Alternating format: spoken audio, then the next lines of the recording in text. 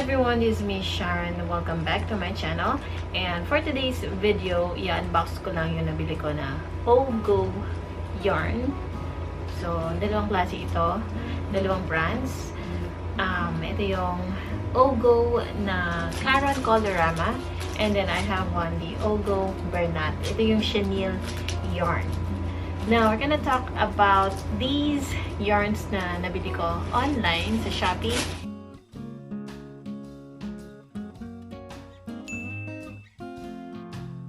So first, let's start with bakit nga ba ako bumili ng ganitong klaseng yarn.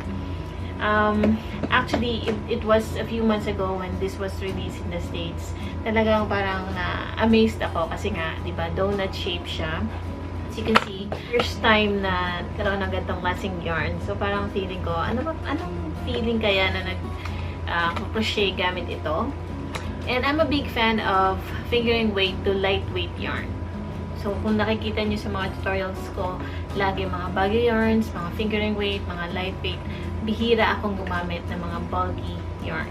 Now, let's make an exception this time kasi parang feeling ko siguro mas magandang mag-move on tayo ng konti sa ibang mga klase ng yarns aside from the fact na marami naman talaga magandang klase.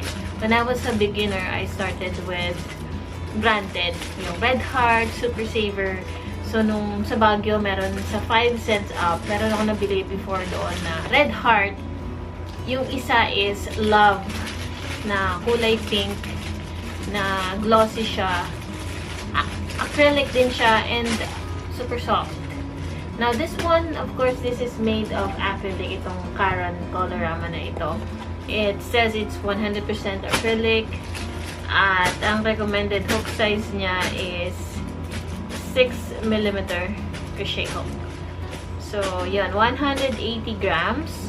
So, sa Philippines, diba, mas maano tayo sa grams. So, 180 grams siya. Pwede nang panggawin ng bucket hat, no? Kasi, if you have watched my bulky yarn project na milk cotton yarn, I have used, that size, bulky yarn, and then 100 grams lang yung nakonsumo. So, we can follow that pattern in order to make one. Siguro may matitira dito na mga more than 80 grams. Yan, for another project, I guess. So, with these kinds of yarns, ito, blanket. Obviously, itong chenille yarn, mas maganda siya for making blankets. Like, if you're in an air-conditioned room at gagawa kayo ng blanket for your loved ones, maganda siya. I bought these two yarns under 500 pesos. So, medyo mahal siya. If you're planning to make an MTO using these materials pa lang, diba, under 500 na. So, what more after mo matapos, it's gonna cost more than 500 or maybe triple the price. Katulad ng mga binibenta nila sa US. Ano nga bang projects ang pwedeng gamitin sa mga ganitong klase? Like, this one is a bulky type.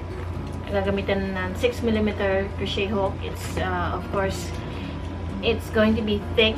If you're going to make a bucket hat using this, maganda siya. But it's 100% acrylic. So, meaning, hindi siya made from natural fibers. So, medyo mainit siya if you're gonna use it for wearable projects. Also, I've learned about this Ogo Caron Colorama. Meron siyang 5 colors. Like this one.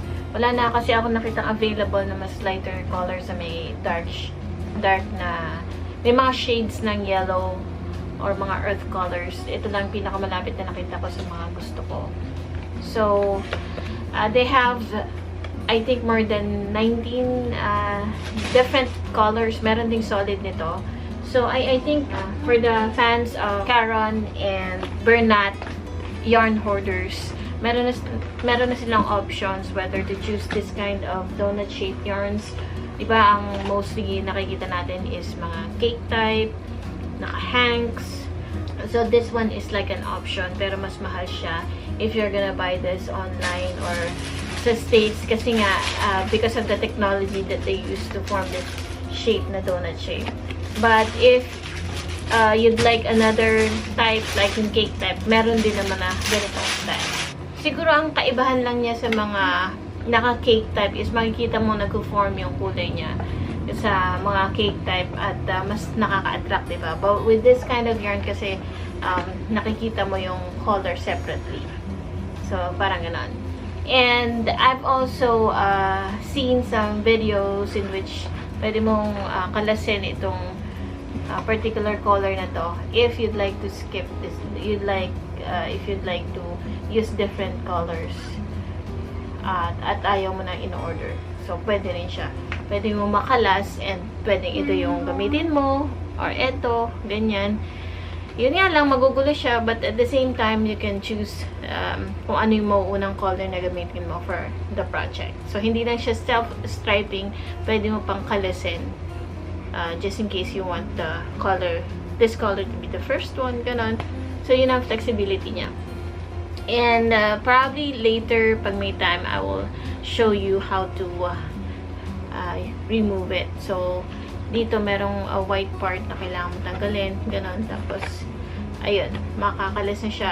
Same with any acrylic type of yarn na medyo mahimulmol ng konti. But it's not super mahimulmol naman. With my experience with the other acrylic yarns, kasi talagang over time pag na-scratch yan sa mga gamit, lalo na if you're making like pouches at laging na-scratch sa maraming gamit sa bag mo, ganon, that's the time na sobra siya naghihimulmol. But if you're gonna make this one as a table runner, yung hindi masyadong na less contact sa ibang mga gamit, hindi siya ganun maghihimulmol.